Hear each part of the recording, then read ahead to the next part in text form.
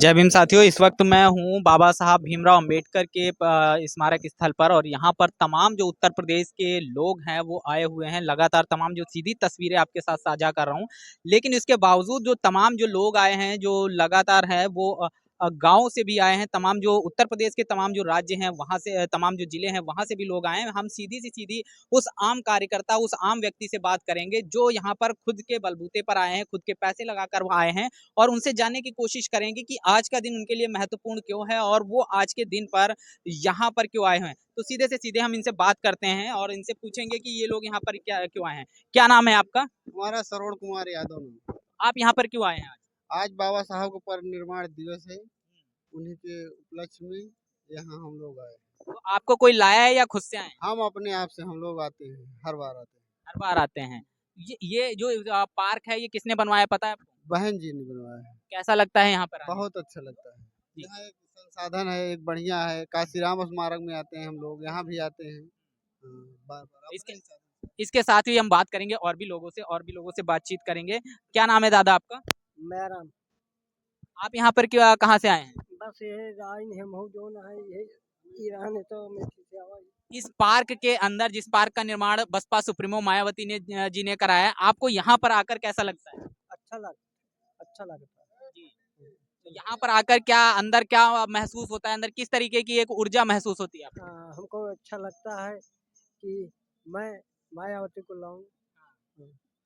लेकिन आप लोग, लोगों का तो ये भी बड़ा आरोप है कि आप लोग राशन के चक्कर में जो है वोट तो दूसरों को दे आते हैं। राशन की भरोसा नहीं ना हमें।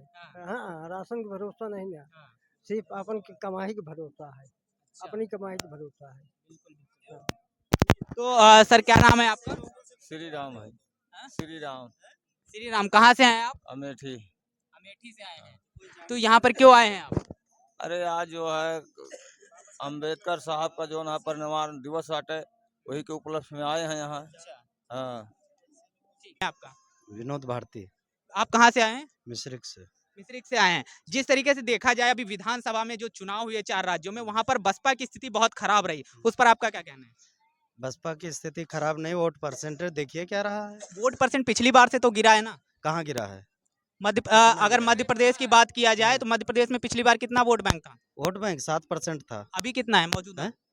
तो ये चुनाव में गिर भी सकता है वोट और बढ़ भी सकता है। इसके क्या कारण रहे होंगे कि जो ये वोट शेयर है वो गिरा है? इसका कारण ये है कि जो पहली बात तो मीडिया जो बीएसपी के मूल मुद्दों को दिखाता ही नहीं है। और हमारी लड़ाई किन लोगों से है? जो पुश्तैनी राजा हैं।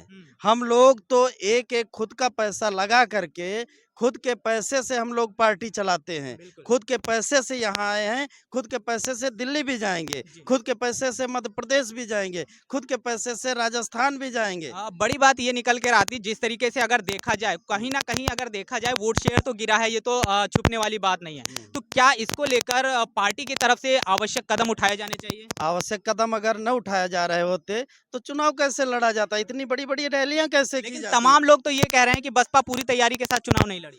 कैसे वो बताएं? क्या कमी क्या वो तो बताएं। ये तो सब कह देते तो, तैयारी के साथ नहीं लड़ी। अगर तैयारी के साथ नहीं लड़ी, ये क्या सब बिना तैयारी के आ गए?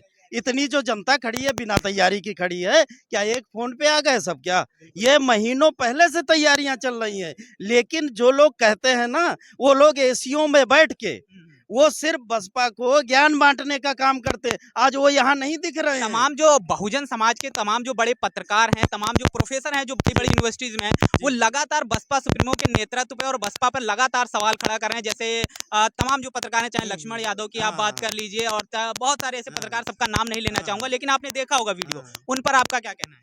वो लोग जो है वो चाहे लक्ष्मण यादव हो, चाहे जो भी हो, वो बहन जी की बराबरी करना चाहते हैं।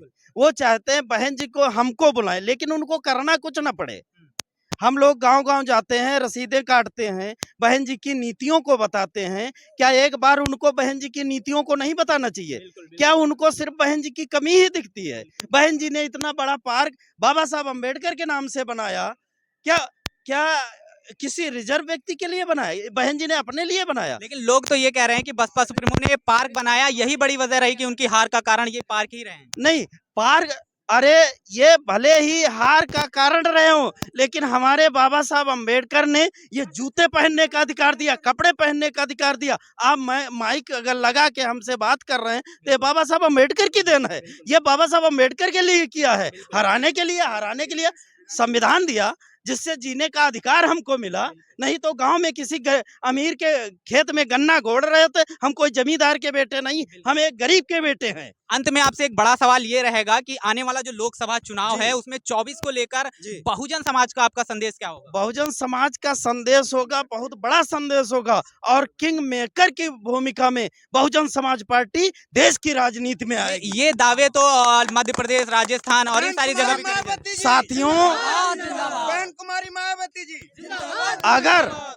अगर कांग्रेस की गलत नीतियां ना होती तो आज किंग मेकर 2-4 सीटें भले बसपा की आई होती, king maker Bahujan Samaj party, चाहे राजस्थान हो, चाहे तेलंगाना हो, चाहे मध्य प्रदेश हो, चाहे छत्तीसगढ़ हो, कोई भी प्रदेश हो, उनकी घमंडिया नीति के कारण कांग्रेस हारी है और बहुजन समाज पार्टी अच्छी पोजीशन पे रही है। जी हाँ, जिस तरीके से बात किया जाए तमाम चीजें हम बात कर रहे थे, लेकिन इसके साथ ही साथ एक बड़ी बात जो निकलकर इस चुनाव से आई वो ये निकलकर सामने आई, भाजपा की बात किया जाए, कांग्रेस की बात किया जाए, लेकिन इन दोनों पार्टियों के अलावा अगर पूरे भारत के अंदर कोई एक पार्टी निकलकर सामने इस चुनाव में आई है और एक मोदी की जो आंधी चली उस आंधी में अगर कोई पार्टी टिक पाई है तो वो बहुजन समाज पार्टी है। और वो 2 सीटें जिताकर भी कहीं ना कहीं आप देखेंगे उसने तीसरे नंबर की सबसे बड़ी पार्टी होने का जो तमगा उसके पास है वो आज भी उसके पास बरकरार है। लेकिन इसके साथ भी हम और भी बातें करेंगे क्योंकि कांग्रेस को लेकर बातें हो रही हैं। जिस तरीके से बात किया जाए कांग्रेस की, और कांग्रेस ने जब एक इंडिया गठबंधन बनाया उस गठबंधन में बहुजन समाज पार्टी को नहीं बुलाया, उस पर आपका क्या कहना है? बहुजन समाज पार्टी को इनवाइट न करने का कारण है पार्टी यहाँ हार गई है। पार्टियां हारने का कारण है कि बहुजन समाज पार्टी को इनवाइट नहीं किए। बहुजन समाज पार्टी का वोट पूरे देश में 2%, 4%, 10%, 5% पूरे देश में हर राज्य में है। बिल्कुल, इसलिए पार्टी को निगलेक्ट करना बहुत अच्छी बात नहीं है जो ये गठबंधन बना रहे हैं। बिल्कुल। सबसे पहले इनवाइट बहन मायावती जी को करना चाहिए इनको, और नहीं तो फिर गठबंधन का कोई मतलब नहीं। इसके साथ साथ कुछ युवा भी हैं, उनसे भी हम बात करेंगे। जिस तरीके से देखा जाए जो वोट शेयर कम पड़ रहा है, तो क्या लगता है कि अब बहुजन समाज पार्टी को गठबंधन के साथ चुनाव लड़ना चाहिए या एकला चलो की नीति पे ही लड़ना चाहिए? जी, वैसे गठबंधन की ऐसी बात है, बहुजन समाज पार्टी किसी भी दूसरी पार्टी से गठबंधन करने के मूड में ही नहीं है, और जो पार्टियां गठबंधन कर रही हैं उन पार्टियों ने अपने आप को पहले से ही कमजोर मान रखा है। लेकिन बीएसपी पहले भी मजबूत थी, चुनाव वो बेशक हार चुकी है, लेकिन बीएसपी का वजूद आज भी अच्छा है, इसलिए वो अपने आप में चुनाव अकेले लड़ना चाहती है। वो किसी के साथ गठबंधन करने के लिए मजबूर नहीं है। दूसरी पार्टियां गठबंधन के लिए मजबूर हो चुकी हैं, उनका लास्ट ऑप्शन है गठबंधन करके ही चुनाव जीत पाना। अंत में आपसे एक बड़ा सवाल रहेगा, लोग ये कहते हैं कि बीएसपी में युवाओं को मौका नहीं मिलता, युवाओं को बीएसपी साथती नहीं है, और मैं यहाँ पे देख रहा हूँ तमाम जो युवा हैं वो आए हैं, तो उन लोगों के भ्रम को आप कैसे दूर करेंगे? उसकी वजह ये है कि मतलब बीएसपी को हराने के लिए हमारे दूसरे बहुजन समाज में तमाम प्रकार के संगठन चल रहे हैं जो दूसरी पार्टियों के लिए ले देकर अपना काम कर रहे हैं। वो हमारे समाज को कहीं ना कहीं कमजोर करने का काम कर रहे हैं, अपने समाज के साथ नहीं, अपने भाई बहनों के साथ, अपने बच्चों के साथ धोखा कर रहे हैं। बस वही एक वजह है, बाकी कोई वजह नहीं है। युवाओं की जगह है बसपा में? बिल्कुल है। जिस तरीके से आकाश आनंद के नेतृत्व को आप किस तरीके से देखते हैं? आकाश आनंद के नेतृत्व की ऐसी बात रही, उनको अभी फिलहाल कुछ इससे ज़्यादा समय नहीं हुआ है, लेकिन फिर भी युवाओं में बहुत ज़्यादा जोश आया है, पहले की बात ही।